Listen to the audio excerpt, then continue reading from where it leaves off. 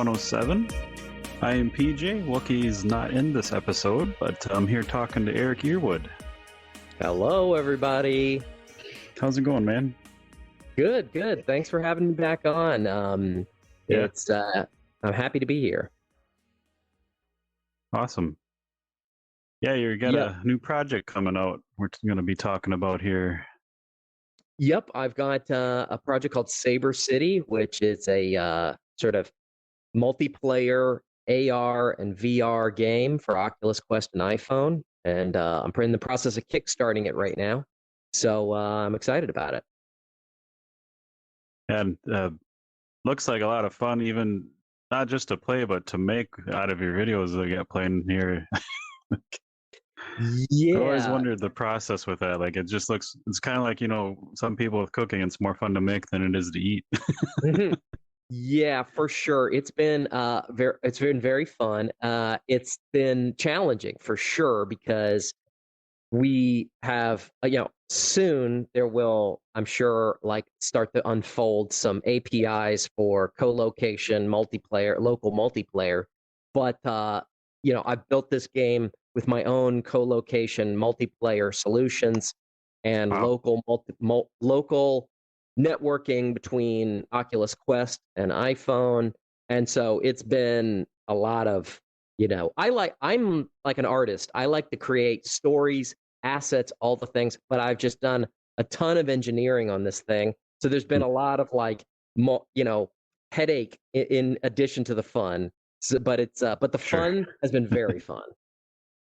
Awesome. Mm-hmm. Yeah, I can tell you, just with our new space, I don't do any programming or anything. Wookie does a lot of it. We had some help from Tab Games and Garage Collective, but Wookie spent 5 days straight just getting to this point, all day, every day. I could not do that. So again, I'm always impressed by developers and people like yourselves that just I'm doing this and just jump in and go for it, because it's a lot of work. Like you said, a lot of headache, but the payoff is awesome. Well, you guys have done a great job here. This is super fun. It's great to see your new space, and it's awesome that you got the video playing here behind us. I am excited for you because there's a lot of different possibilities to have some really neat conversations and experiences in here. Yeah, much like yourself, we're constant work in progress and adding stuff, but it'd be neat. One of our goals, just for your Saber City here, is to have at some point bring in assets, and we could hold your weapons and pick them up and just show them off. And yeah, no, that's a really fun idea. That's great, man. Well, gosh, it's been I'm excited to talk more about Saber City later, but last time we talked was it in the middle of the pandemic or a year and a half ago maybe, or something? Yeah, it's been almost a year, I think. Yeah. Time flies. Yeah, time flies. And it's cool to see, can you tell me a little bit about some of how VR Verdict podcast has developed? Do you feel things have your audiences you've gotten some fun kind of correspondence with your audience and listenership and interviewed some cool people? Tell me what's been the highlights for you last year. Last year, well, just going from an audio-only podcast, like we were talking about earlier, into VR when we joined Spatial Ape, that was just blew my mind. And then Spatial Ape, they're trying to rework their things. They're going open source, doing a lot of work. So doing the podcast in their space wasn't really an option. So we kind of just took a break. Going back to audio only didn't really feel good. So, because being in VR and seeing, just the simple avatars we have at the moment. Like you can see hand gestures and all that fun stuff. So it just makes the conversation so much better. So Totally. we just decided to get something else going and got it up and running. But yeah, just talking to people like you, like just hearing the work and time and stress you guys put into it, because I'm a gamer.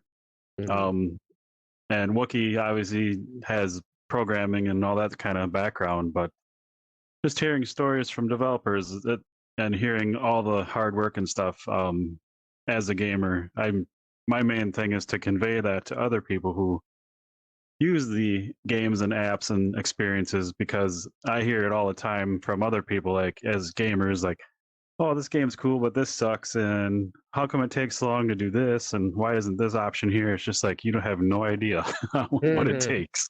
For sure. Yep. So Yep. yeah, we just Yeah. love hearing everyone's background and the fun stories about development and the struggles, and it's just super interesting Hmm. talking to solo devs to big team people that have a big team. It's insane, like how Hmm. everyone's story is so different. Yeah, that's for sure true. It's interesting when I will see people on Twitter, see people on Reddit or other social apps, and I'll see something that they're doing that's similar to what I'm doing or more impressive or whatever. And then I learn, like, look into what they're doing and who they are, and then I'll see, oh, this is a team of like 5 people or 10 people or something. And then other contexts where you see something is super impressive and you're like, oh, that's just one guy. And Yeah.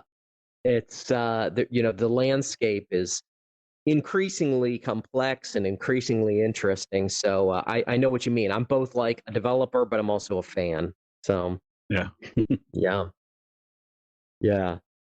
Well, that's Yeah, cool. like Yeah. yourself, again, way back when you joined us the first time, you were still kind of, I think Space Wizards was either had been out a little bit or was just coming out. Hmm. So how is that still up and running? How's that going? Is that Yeah. Thanks for asking. There's been some cool updates with Space Wizards. So first of all, Space Wizards, just for the people out there in the audience who don't know, Space Wizards was a web series that my cohort Greer Dill is a very great animator. He made a web series called Space Wizards Must Die. If you get on YouTube, you can check it out, and it's a 4-part miniseries about this space wizard Sorpheus and his trusty squire and their battle with the evil entity Gamaga. And I'm a comedian, and in addition to being a VR developer, and so he had me and another comedian that I work with a lot, Alex Myers. We did the voices for these animated characters he created in this animated world. And then I said to him, look, if you've got these 3D assets, then they look so cool. They're stylized in this sort of like retro future sort of way. I said, let's put them in the VR virtual production like app that I created, and then we can have a live stream. We can puppet these characters live. So we did that, and we've been streaming live episodes on a Twitch channel called Planet Scum. Planet Scum is a group of New York, mostly comedians. They've got about Nice. 6,000 Twitch followers, and they do live streams. Mostly, it's comedians, video of comedians, video podcasts or whatever. But the Space Wizards episodes we've done have been really successful. Got a lot of viewership, and so now we have a monthly show on Planet Scum, and that's cooking. And meanwhile, Nice. the web series for Space Wizards has gotten into a few film festivals. So Awesome. Space Wizards, the web series, it got into a festival called Slam Dance, which is like the off-Broadway version of Sundance. Unfortunately, both Slam Dance and Sundance, they take place in Park City, Utah, and they were both canceled because of the Yeah. Omicron variant sweeping through in January. So that was a bummer because we would have liked to have gone out there and talked to some film industry folks about, making Space Wizards into a TV show or something. And then it just got accepted into the Florida Film Festival in their Wow. VR and immersive category. So we've got both the kind of animation side of Space Wizards cooking, and we've got the live stream, VR live stream cooking. And it's kind of like, we want to continue to build out the app so that we can have viewers join us in a more immersive way as we're doing the live show. Nice. So yeah. Yeah, Wookie and I caught the first one together Mm, way back when, and I caught hmm a couple after that. But yeah, you guys did a great job including the audience, and it was just fun. You guys were kind of just well, I don't know if you have scripts, but it seemed like you're kind of just working off the cuff, ad-libbing and stuff. It was pretty neat. Yeah, thanks. We know each other because we're improv comedians in New York at a comedy theater called Upright Citizens Brigade, and Awesome. so improvising and doing improvised comedy is really like what we love more than anything. So VR is a great medium for that, and Yeah. it's increasingly becoming a better medium for it. I don't know if you know no doubt you guys have done your due diligence for a long time exploring VR comedy. But I remember, 3, 4 years ago or something, going on to alt space. There'd be like improv comedy nights in alt space. I mean, surely there still Yeah. are, but Yep. it was like kind of painful just because multiplayer at that time was so buggy and the timing of everything was so crappy. And now we're finally getting to a point where you can do it in a more realistic way. Yeah. Yeah. So, There's a lot of options like that out there. Just you got to look for it. So when they start getting more mainstream, it'd be really neat because it is really there's nothing like catching a comedy show in VR and having the comic up there, and it's just especially during like a pandemic setting when you can't really do much. yeah. Um, Yeah. Do you know? I mean, it's kind of like VR right now and some of these like apps and experiences or even just like shows on different social apps, they are tucked away in these niche yeah, spots. And so I mean, um, I definitely don't have an exhaustive list of interesting things that are happening out there in the wild. Do you know of any offhand, like VR comedy things that you found to be interesting? yeah, and I'm really bad with names, so when you put me on the spot, I'm not going to be able to think of it. Oh, no But worries. I'll throw them in the show notes here. Yeah, there's a group, and we had a gentleman on there on the show from this group, and I can't remember his name or the comedy group, but yeah, there's options out there. Hmm. Um, I do know Rem 5 Studio. They're kind of they're based out of Minneapolis, Minnesota. Is kind of pretty close to where I live, so I've been up there. They've had a couple comedy nights, and they have props and stuff and a stage. It's really neat. Like they have local talent that pops in and puts a quest on and does their routine, and yeah, So what are they like doing their quest inside the club and then it's projected behind them or something? it's straight up in VR. Like there's no Oh, I yeah, see. it's kind of just Okay. like how we are right now. They're just in there doing their bit. Okay. Um, are you familiar with failed to render comedy That's night? the group I'm talking about. Yeah, Yeah, thank you. yeah, yeah. Yeah, So I've done some stand up on failed to render their comedy night in alt space.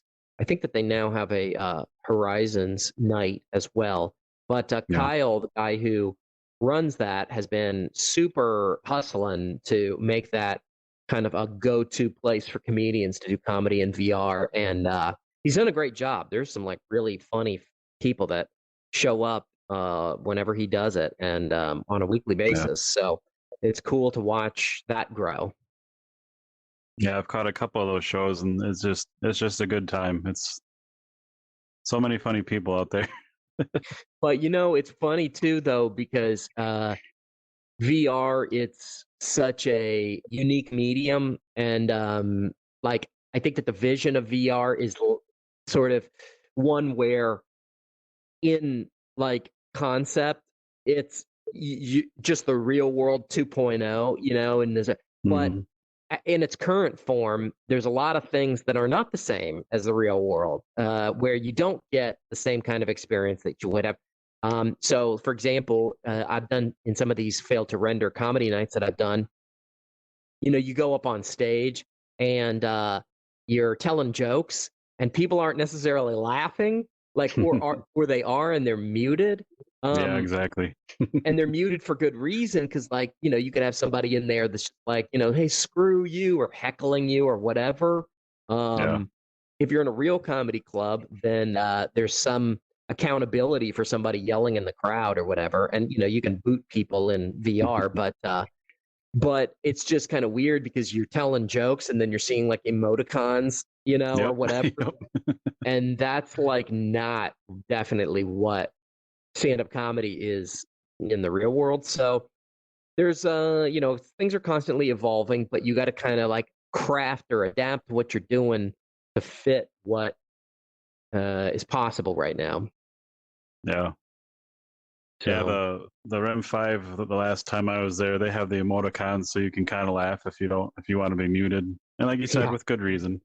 But Uh-huh. I can't imagine as a performer, like, you feed off the crowd, so I don't know how well the emoticon feeds your. Yeah. Yeah, it definitely doesn't hit the same, that's for sure. Um Yeah, and also too, like, but what's cool though is we're just scratching the surface, both in terms of like crowd interaction and the possibilities there, but also in terms of what a comedian can do in VR. Is like, it's one thing to stand up and tell a joke, and that's never going to go out of style. But to be able to stand up and tell a joke, and the punchline is like the world changes around you. Yeah. Um, that's something that, as a comedian who's also a visual artist and a developer, is an exciting possibility because comedy can be three-dimensional, and that's never nobody's ever done that before. Yeah. So yeah. Yeah, it's still in the exciting stage of like what comes next, like just creative people like yourself, just what's someone gonna come up with, like if you're on a stage telling like your story and your bit, and then like you just involve like the environment and stuff, like either it's sound or visual or whatever. It's who knows. Yeah. Yeah. Unless you're a prop comic, I bet you it's pretty sweet to be a prop comic in VR where you can just hit a button and spawn whatever prop you need. But Yeah. No, well, that's kind of like when I was performing a lot in the clubs in New York City. Because I am a visual artist, that's my background and training. I like, you know, went to the School of the Art Institute of Chicago and studied film and video, but also like sculpture and whatnot. And so when I would perform on stage, I was that guy a lot, where a prop comic and sort of. So all this is like very appealing to me, the possibilities of it. But yeah, I don't know. Like as a gamer, like I'm curious. Do you check out a lot of new VR games? Like, do you play many VR games, or is a lot of your kind of like research and your contact with the VR gamer space through kind of observing what people are posting and content on Twitter and stuff like that? yeah, I've I think I found a good balance, but when we first started having guests and things, it was rough because I try to play at least like an hour of every guest game ahead of Mm. time. Um, that gets to be a lot, and then I Yeah. also don't want that to affect, like, I enjoy playing games. I like to spend time in games, and I don't want that to like carry over and ruin that for me. So I'm pretty honest. Like, I mostly find the positives, but I do give good feedback because obviously developers want that. Mm. But if I find a game that I really like I'll stream it, I'll play it, and enjoy it. Mm. Thankfully, with VR, well, it's kind of a two-edged sword, but thankfully, most VR games are kind of short, so I can pretty much get through one, fairly quickly without rushing. So it's a little different Mm. than normal gaming. But Hmm. yeah, I I'll check out all the guest games or apps or experiences, but then I also do, like, I play a lot of just straight up VR gaming on my own, like one day of my weekend. That's kind of all I do. I just make sure I get to enjoy it because I like it, Mm, type of thing. mhm. So, What's been your fave like VR game, or or like what? Because I spend so much time working on my own games that I don't get to play as many other games. Are yeah. there any things that you're like, oh, this was truly head and shoulders above it, some of the other things I've done, or maybe not head and shoulders above, but just like a super fun take on something? Oh, well, like, just for example, my all-time favorite VR game is Asgard's Wrath. Um, Mm, it's just excellent. Like the quality, the way you play, you can play. Um, Perspective is my favorite thing in VR, and hmm that's one game where you can kind of go into God mode and really mess with the world and look at things as like mm, a diorama. So it's really neat. hmm But then it's also very similar to like a Skyrim type of game where you're exploring and there's just a lot. Like that's a long game, like a 40-hour game. So, mm, but then on the same point, like games like Ancient Dungeon, I really enjoy. Um, Demio, we play a lot of Demio. mm, hmm um, Zenith, actually, the MMO that just came out is very enjoyable. I've mm, We've been working on our space here so long. I haven't got to play that for a couple weeks, but I was playing it like every day, all day for like the first 2 3 weeks, and I had played the betas and alphas like 6 times. So I started from scratch like 7 or 8 times in that game. mm. But Why? Because you mean when they would release a new version of it, you have to start over? yeah, they didn't want anything to carry to the actual full release, so you weren't like level 40 by on day one type of thing. Oh, yeah, that But makes sense. there's so many good games like Ragnarok's a fun game and it's a good workout. Hmm Warchasm, Dave the Dev's been on here a lot. He's a good guy, and Warchasm's just a fun stand up shooter where you're traveling in a minecart through space, Mm. shooting and Oh, dodging that's fun. things. Hmm Yeah, I just love all the different style of gaming. What really blows me away is when we have a guest on that their app isn't a game; it's more like scientific. Like now, having said this, I won't be able to think of any of them, but Mm. when it's more like scientific, and I'm trying to remember a good one. It's just not really a game. It's more of an experience or like something else to help with like therapies and stuff like that. Yeah, I know If that what you makes mean. sense. Yeah. Yeah, I mean, there's things like on the Oculus store that are like, I saw one advertised as like you can, or maybe it was side quest, it was like talk therapy, like, or if you need help hmm to talk to somebody, you can like kind of some sort of therapy type thing, or there are medical use cases, there's a million Yeah. different things that aren't games. And Yep. you know I it's fun and interesting to see it all uh kind of expand and change, but it's almost too much to keep up with. Oh, I yeah. It's insane. Yeah. Every time that the Oculus conference, or whatever you want to call it, even though it's been virtual for the last couple of years, rolls around, they remind you of the top line mission statement for the entire thing. And it's essentially like a new era of computing hmm where, in, spatial computing. And you realize that it's not just like a video game platform. It's truly an entirely new way in which people interrelate to computers. Yeah. So, yeah, there's so many different avenues. Um, I think my all-time favorite one is like anyone doing art. Like Rosie Summers is yeah. amazing, talented hmm person. hmm She's been on the podcast, but Oh, Wookie cool. and I sat in on one of her classes, and she was doing like not the Narnia paintings and stuff. And she Uh-huh. just drew the armoire and then opened the doors and pulled it, and we're just sitting here watching. And then you're in Narnia, and she it's just amazing. Like again, I said, scope and perspective is my favorite thing in VR, and she can she's drawing this little dot and then just pulls her arms apart, and then you're in the world, and it's just insane. Like how fast Uh, she can throw something together is mind-boggling. am I wrong in that is she in Ukraine? I Because think I she's in saw. Australia, if I remember Oh, right. okay. Oh, I thought I saw something she posted about being in Ukraine, but yeah, no, she's super impressive. It'd be fun to talk to her. It's cool that you've connected with people like that that are these sort of like VR Twitterverse stars, so to speak. Yeah. Um, it's so funny because it's like I forget how sort of small the community is in a way. Um, Hmm. I mean, there's a million users VR. There million. There's multi million VR users out there. But in terms of like sort of this like kind of world of like VR devs that are also sort of like adjacent to, I don't even know what you want to call them. They're almost kind of like influencer developer type people.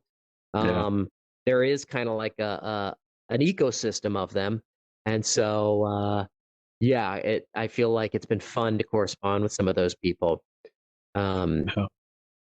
it's remind me the guy that you did did your environment here. He did the samurai game. So yeah, Justin from Tab Games is working on Samurai Showdown or Slaughterhouse. Sorry, I always say Showdown. Right. It's Slaughterhouse. He built the groundwork for here, but Surreal from Garage Collective, it's all his assets from his games. Okay. Uh, the samurai slaughterhouse guy. That's the black and white one, right? Yes. Yep. Yeah.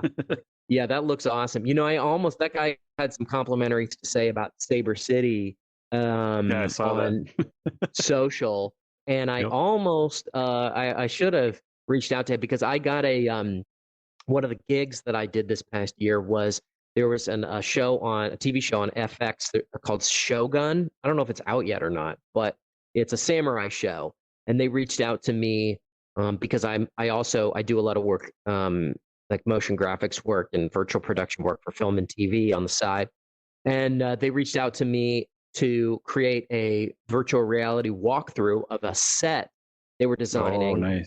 and it was a huge city, like a feudal Japanese city, with all these pagodas and stuff. It was really challenging because their architects and designers, they design, super detailed models so that the people that are building the sets know exactly what to put where, but it's certainly not optimized for a game engine.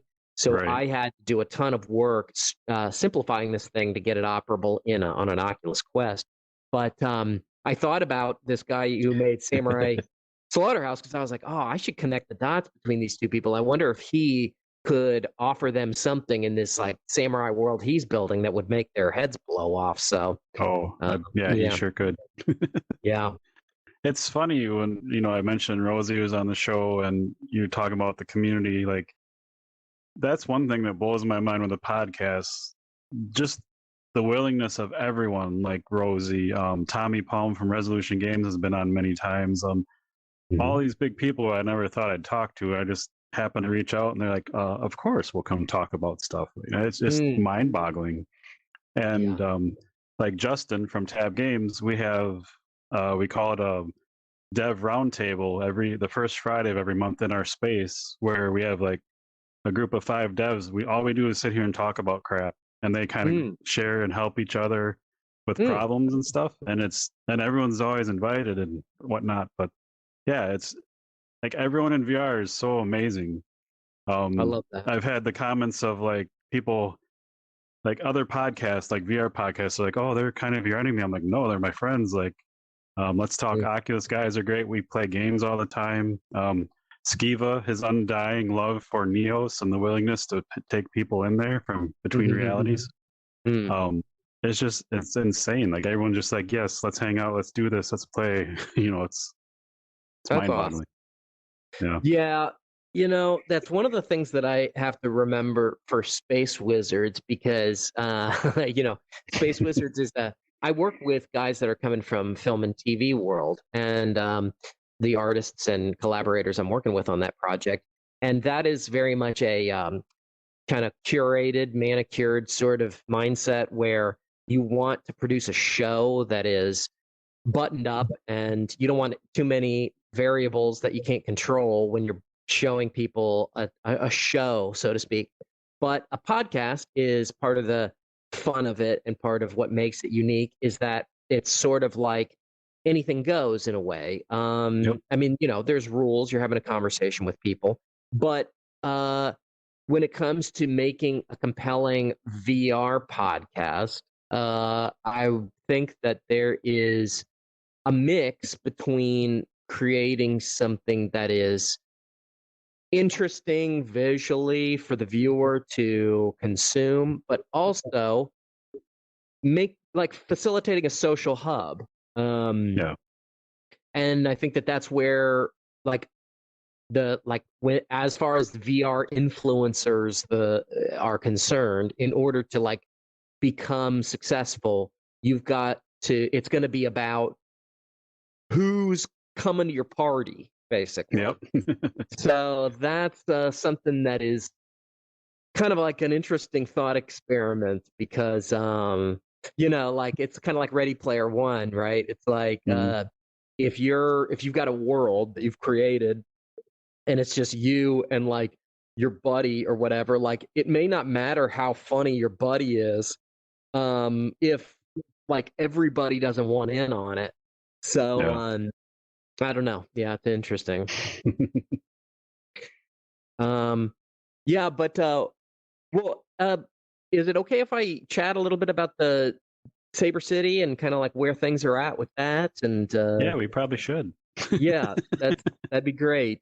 Yeah, so I can't remember if I mentioned if the Saber City was kind of like something we had discussed last time I was on the podcast or not, but it initially was kind of like a sort of a different game. It was like a game that I published called Quest Draw AR, and it was like a multiplayer. Well, it was a game you could draw in VR and then film in mixed reality on your phone. And I kind of repurposed that same code base because I wanted to create a thing where you could have multiple VR players in the same space and film it in augmented reality. And so I kind of worked on that and got that up and running. And sort of within the last 6 months, Oculus released their pass-through API.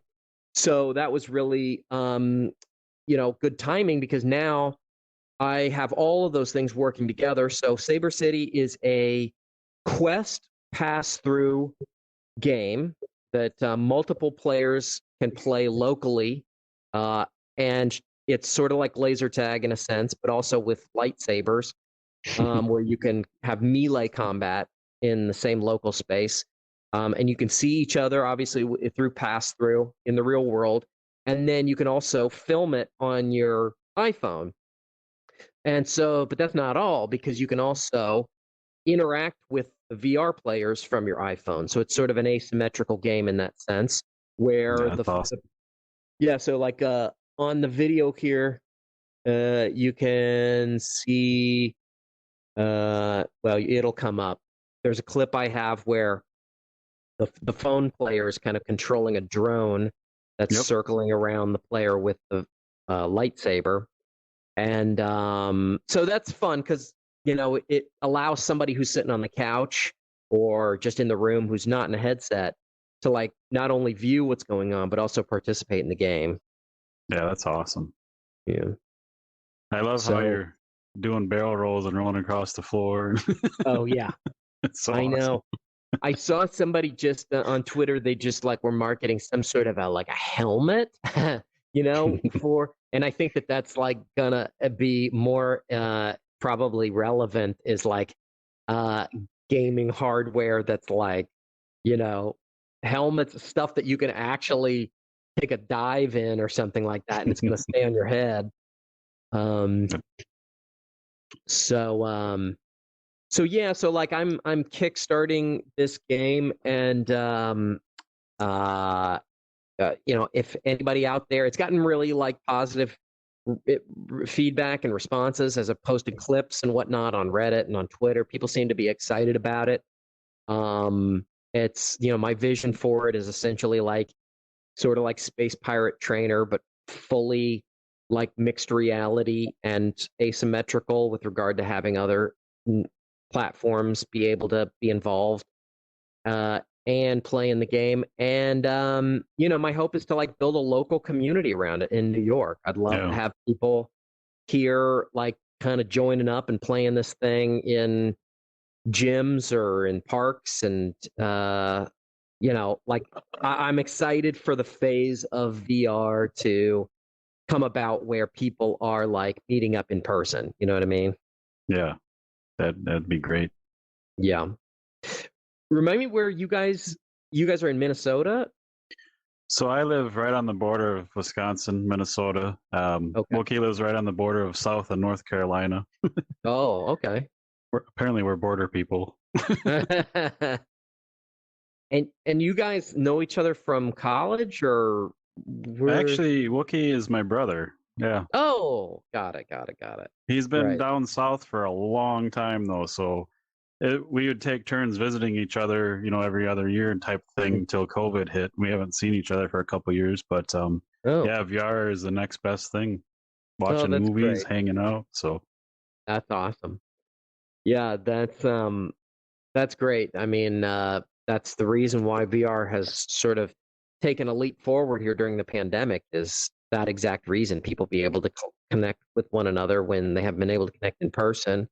yeah. Um, yeah, so like I would think, do you know people in your like kind of little your local area and whatever who are VR users, or do you feel like you're like the only guy in your kind of sphere of influence regionally that, So yeah, it started out where I'm the only one, and everyone that sees me outside with my Quest on is like, "What the hell is that?"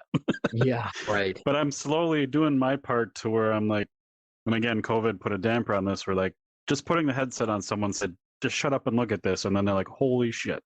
Right, Um, right. like my previous spouse, um, I had her play pistol whip, and within 10 minutes, she bought a headset. That kind of Oh, thing.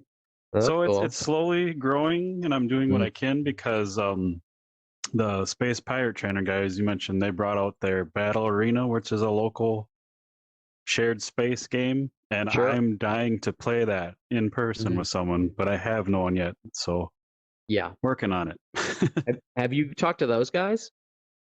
Not yet. They actually way back, like before COVID happened, they were just about to release a beta, and we were kind of talking about like, you got to come out and share that. And then COVID hit, and they're like, we can't in good faith release this and ask people to be near each other. So kind of Mm, put a damper on it, but I'll be reaching back out to them shortly. that's great. That's very cool. Yeah, they're really cool guys. Mm, Like everybody yeah, else in VR, it's weird. Like everyone's yeah. just awesome.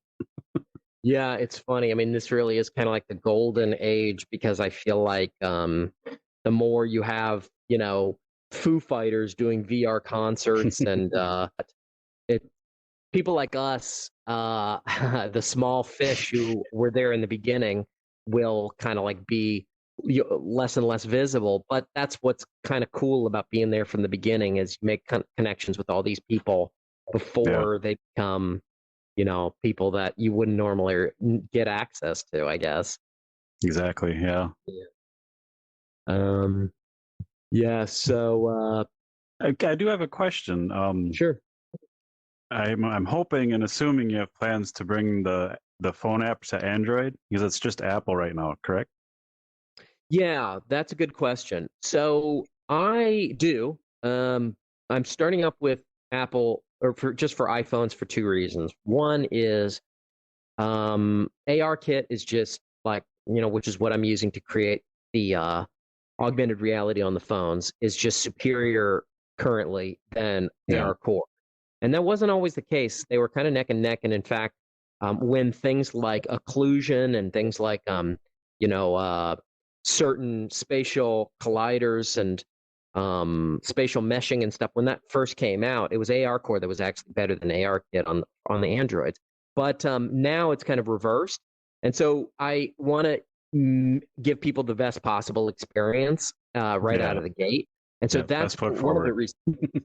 Yeah, exactly. And then secondly, you've got the Oculus Cambria headset that is on the docket to come down the pike sometime in this year. And then you've also got, which is, for the people that aren't aware, is Oculus's mixed reality headset that is going to have color pass through cameras. And then you've also got the Apple headset that is on the horizon. Yeah. So my project is fantastic. Yeah, I'm excited about it and happy with it in its current form, but it's also a project that is going to be primed for these new platforms that emerge. And with, there's no Android heads. I mean, the Quest is the Android headset currently. Yeah. So, anyways, that being said, like I know there's half the world or more are Android users, and so I'm really like shutting out a big bunch of people who don't have iPhones if I don't have an Android build. So the answer is yes. It's just I'm gonna try and Right. push the iPhone version first. Makes sense. Yeah. Are you a iPhone user or Android user? Android. Yeah. Okay, got it. Yep. Yeah. And So it's yeah. bit me in the ass a couple times considering VR things. Right. Yeah. Yeah. Well, in the end, sooner or later, I think that I just heard that like Google was gonna try and create a AR VR headset. I'm sure that every company's gonna have their version sooner Yeah. or later. But so I'm guessing that their AR core system is going to be more robust in the near future. So that's exciting to think about. Yeah. Um, so, yeah, do you guys have any other upcoming guests and whatnot that you're particularly excited about? Well, so we just talked to the Beanstalker group yesterday, actually. And we've been talking to them since December again, right when we're like, oh, we can't do the show in VR anymore. Shit. Uh-huh. So we just wanted to make sure, and that went really well. We had a slight echo in the audio, which we fixed this morning, thank God. So we just wanted to make sure we were solid before we start inviting people because before Spaceship kind of shared the news with us, I had booked out through March back in like November. Oh wow. So I had to like contact all these people like, sorry, I'm an asshole, but we have to postpone, So I don't want to do that again. So I just want to make damn sure that everything's working, and so far so good. Little tweaks, things here and there, but we're good. Cool. So right now we only have one guest set up for next Saturday, and that's Ashwin VR. They're the makers of District M.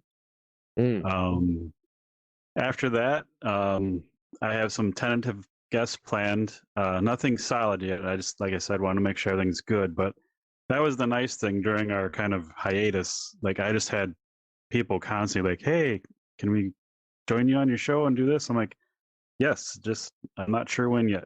So That's awesome. yeah, hopefully it won't take much to get everything scheduled. And that was kind of the fun thing with I say fun, but I'm sarcastic with Spatial Ape. Like you are like, hey, I have a Kickstarter. What can we do? And it's kind of like like a time limit type thing. And then Spatial Ape, it was really hard to like, okay, guys, we want to do like 3 episodes this week. Where now we have full control, so it'll be easy where we can just hop in, throw videos and assets in, and take off. So that'll help. So in the past, I was kind of scheduling like a month and a half out, which we had many weeks where we had 3 guests just because of like Kickstarter things. It's like I'm trying to find the happy balance to make sure we can help everyone out and spread the word, but not have to be that like we'll be in the headset all week long type of thing. Right. Yeah, that makes sense. Yeah, that's cool. Building a community and being able to kind of like plan and structure your streams in that way is exciting. That's actually one of the Oh, I'm sorry. I just want to say we mentioned bringing in like your assets, like a shield and a saber or something. my original goal, even back in Spatial Ape, I wanted a little toy box where you can just walk over and take past guest assets out. Because like Mm-hmm. you might come over here and grab like the shotgun the Beanstalkers guys had and be like, "Hey, what's this?" And then That we looks can fun. say, "Hey, that's from that." And then you just get more exposure, and people are watching the video hopefully like, "That looks really freaking cool. I want to see that," type of thing. Mm. So, Yeah, okay. that's really cool. Yeah, no, that's a great vision. Yeah, you guys can have and even like kind of like a like trophy case would get, or just like featuring like a bunch of like if one of these games blows up and you've got like one of these cool assets, that'd be pretty Yeah. neat. We Um, also like a game like Demio, we've had them on the podcast many times. When they have a new map coming out, we could very easily take the parts out of here we want and do the show from inside their new map before it releases and just showcase it. Like hmm, that'd be so awesome. That's my goal for that. wow, man, that's a cool vision. That's a really cool vision. Yeah, one of the things that I want to try and do with Saber City is try and set it up so that I can stream uh in a more plug and play sort of way, because that's one of the things that I'm looking forward to, and I feel like I haven't I haven't seen a whole lot of is people streaming in AR. Hmm. You get plenty of like AR clips of people using face filters or using full body tracking in like Spark AR or in Snapchat or something like that. But to be able to have streaming locally multiplayer AR, like a show that's like kind of in the real world, but with graphics superimposed, Yeah. that'd be super neat. And is one of the things I'm excited about in terms of like, since we're on the subject of like streaming. So, um,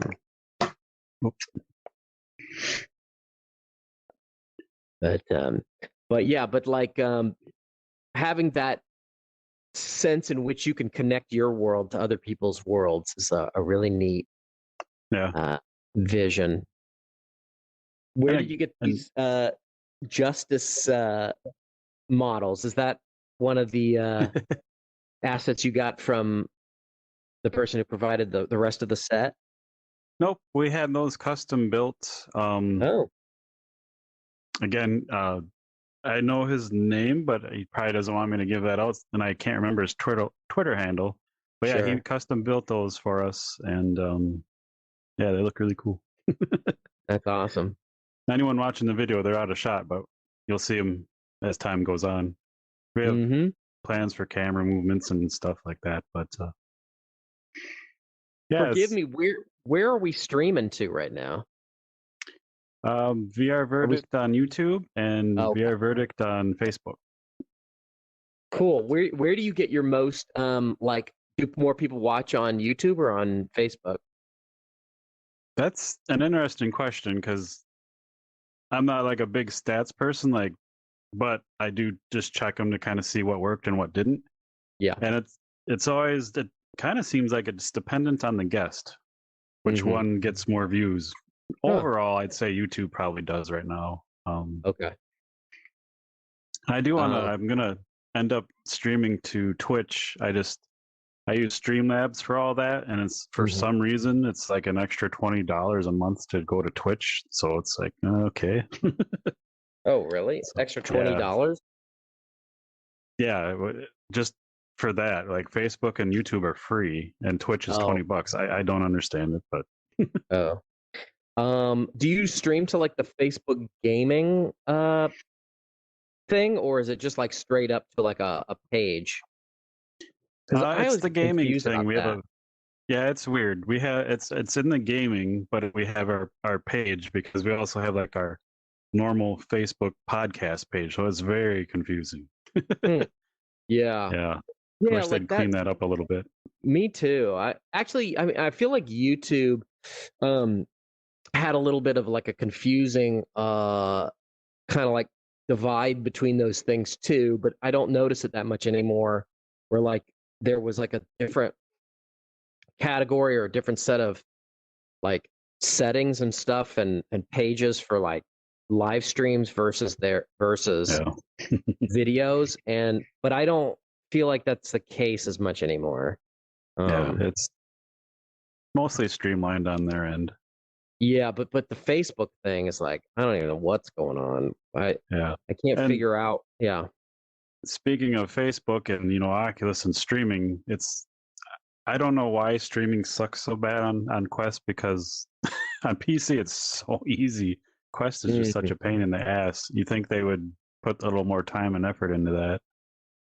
Well, I think that that their whole ethos is to have everything within the walled garden of their, ecosystem. And, I mean, it kind of makes sense because they've invested so much money. I mean, everybody who's familiar with what they've been doing, I mean, is it's breathtaking to behold the amount of resources that they've dumped into all this. Like, Yeah. I'm sure that I don't know what your opinions were of that, like $200 billion drop in value or something that they had. Like, um, I'm sure you saw that, right? Yeah, yeah. Yeah, yeah. I mean, it's just they're betting the farm on all this stuff, and so the Yeah. fact that they would want total control over it all, it makes sense. But then it also means that they're slower to roll out certain things that seem like they would be a no-brainer for other people. Like and what's also strange is that they will kind of like tease the release of some features, and then you won't hear about it for another Yeah. year or 8 months or something. And that's I don't get too frustrated by it because as a developer who's trying to like attract people with the novelty of certain like new things that other people haven't thought of, I wish that the industry would slow down so I can catch my breath and don't have to work Yeah, exactly. but so hard. But I think that for the users who are expectant of these features that seem like that they are, they're expecting them. I can imagine that that's really frustrating. Yeah. Yeah, I'll tell you on the same subject, like not, and this sounds like I'm complaining. I'm not really, but like, uh, the way in which the Oculus like SDK for Unity is updated is like so crazy. Because like Saber City, I was with regard to the pass through integration to pass through, which I guess I've had the pass through feature in the game now for maybe about 6 months. They released it initially, and I was able to get it running. And then, like a month later, they updated the SDK, and the whole game broke for like a month. And they didn't Yeah. release a new version that had fixed the problem for a month. And so it was partially like me. I was like, well, on the one hand, I guess this means that I'm on the cutting edge because if it broke the SDK for everybody, then there'd be so many people pissed off that they would have to fix it immediately. But Yeah. it took them a month, and so it just kind of like forecast this world where you're constantly dependent on these SDK updates that may or may not totally break your game. It's like kind of crazy. Yeah, I heard a couple of developers talking about when pass through was coming out, like they were just ready, like we're gonna be the first, and there was a couple of them that were, but it's just Yeah. you're right, being on the cutting edge, like um being able to like keep up and catch your breath, like you were saying, is I like if they bring out a new headset every year, I'm just shocked at like what devs can do and how quickly they can act on things. And but on the back end of that, it's like a couple of the guys I know, it's like, yeah, I work 18 hours a day on this thing, and that's what I do, and that's how I have to do it. And it's like, holy crap. Yeah. Like what do you like um in terms of like people that you're in touch with and people guests on the show and stuff? what percentage of them are people that are indie, like solo devs or like working with one other person or something, versus people that are working for like gaming companies? For us, it's about maybe a little, maybe 60-40 indie versus like like big company style. Mm-hmm. Um, Depends. Like I would say half of the indie that we talk to is like single dev, which is Okay. always crazy to Yeah. me. Where they do the graphic design, they create the assets, they do the sound, they do everything. It's just like you freaking amazing, like yourself, just handling all of it. Mm-hmm. Yeah. But like I mentioned, we have the dev roundtable, and there's a group of 5 devs that are normally involved. Each of their stories are like totally different. Like one guy solely does everything. One guy has like a team of 5. One guy has like 50 people. And it's just interesting to hear like all the differences that happen with those Mm. different setups and how quickly they can do things. And That's cool. That dev roundtable sounds pretty neat. If you ever have somebody drop out for a session, let me know. That'd be fun to be a so part of. we invite anyone. Like right now in our new space, Mhm. we're not set up to let people just join the audience like we were doing in Spatial Ape, but we're working Mhm. on it. Um, we would invite gamers, devs, streamers, and try to initiate conversation. Like again, like I said, gamers that don't understand how things work and just want is like, come ask these guys some questions and hear their side of it. And but Yeah, yeah, anyone listening is free to join. Just shoot me a message and we'll get you in, and we just have a good conversation about all kinds of things from the life of a dev. that's cool. Yeah. Um, of the solo devs that you know, are any of them like making a living off of what they're doing, or not? Not really. So it's kind of a weird split with that, because yes, there are some people like that, but then they'll also kind of do like side work, like they'll do like design or like create assets for other companies while they're working on their game. Hmm. Um, Otherwise, yeah, they're just like, we had a couple people, we've heard it a couple of times, like, you guys are the first people I've talked to in 6 months, like literally. It's like, holy shit. Like, Wow. you should come back more often then, if that's the case, because that's not Yeah. good. Yeah. I mean, I'm an Right. Yeah. introvert, but that's insane. But You yeah, know. Yeah. I was gonna say it's a mixed bag. That's why we just like to hear the stories and talk to people, because they're all so different. Yeah. Yeah, man, I would really benefit from. I mean, we in here in New York before the pandemic, we had a really wonderful XR community, developer community that was meeting up in person regularly, and it was really awesome. The kind of core group that I was a part of, there were people that worked for Norm for actually, the core group of developers who well, Max, who owns Normal VR, and then some of the Nice. guys who worked on like half and half and whatever were some Awesome. of my friends, and they kind of created the XR community in New York. And then there were, like guys that went on to work uh, for TikTok.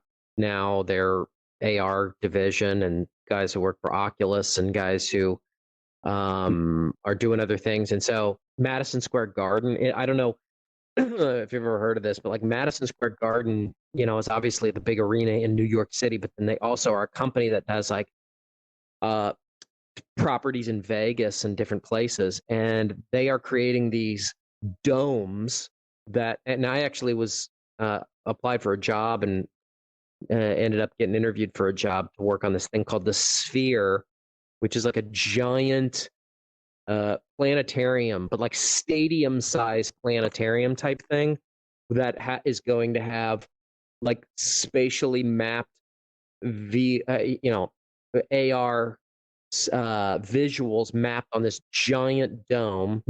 And then there's also going to be all of these other like XR features happening within the stadium. So it's kind of like a giant VR arena Wow. And so some of the people that I know were like, "I've been working on that." And so there's all this exciting stuff happening. But since the pandemic, like I never see these people anymore. So the opportunity to meet up in VR with developers and have a conversation about like, oh, what are you doing? What are you up to? Like that's really, really cool. Yeah.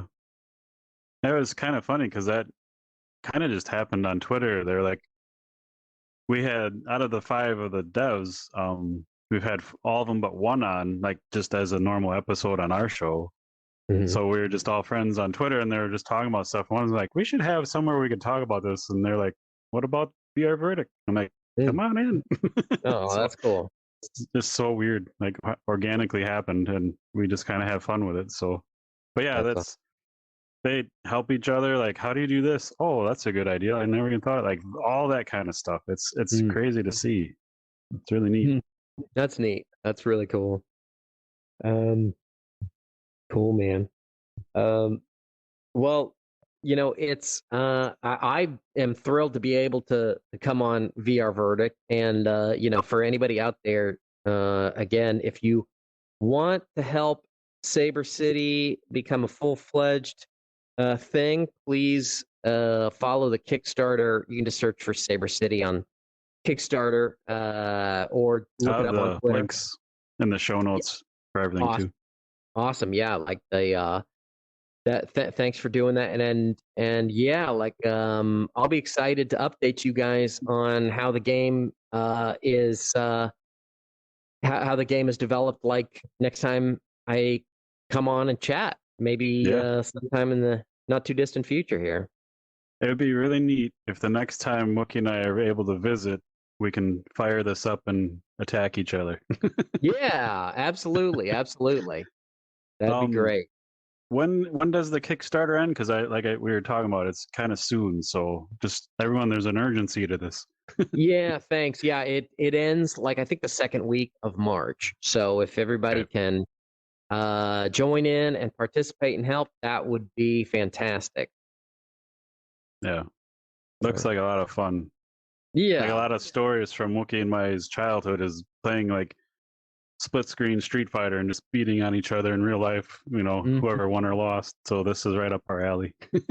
Yeah, and I like once the engineering part of it is kind of locked in a little bit more. The most fun thing is to work on all the game, the attack mechanics and defense mechanics and all that stuff too. So, um, the all of the multiplayer networking and augmented reality type or mixed reality capture and all this stuff have been the engine in the car, but I'm getting to the point where I'm putting more energy into working on the actual chassis, or not the chassis, but the body of the car and the details and all Sure. these things, and that's the stuff that really makes it shine. So I'm looking forward to sharing that with you guys soon. Yeah, I can't wait to see where it goes. It already looks like a lot of fun. Yeah. And again, like you, people like yourself just amaze me. Like you're doing pretty much every part of this, developing this game, from developing to, you know, creating and doing the art style and all that stuff. Like I don't know how many hats you wear, but Hmm. it's a lot. Yeah, it is. In addition to doing the work I do, kind of just professionally, but it's it's fun. It's a lot of fun, and I think that increasingly there's opportunities to share your game with people in such a way that allows it to be kind of a reward for all the different hats that you wear. Um, Or yeah, helmets in this case. or helmet. That's right. Yep. Yeah, Well, man. thanks for your time, man. Thanks for joining us and sharing this with us. I can't wait to try it and have fun with Yeah. it.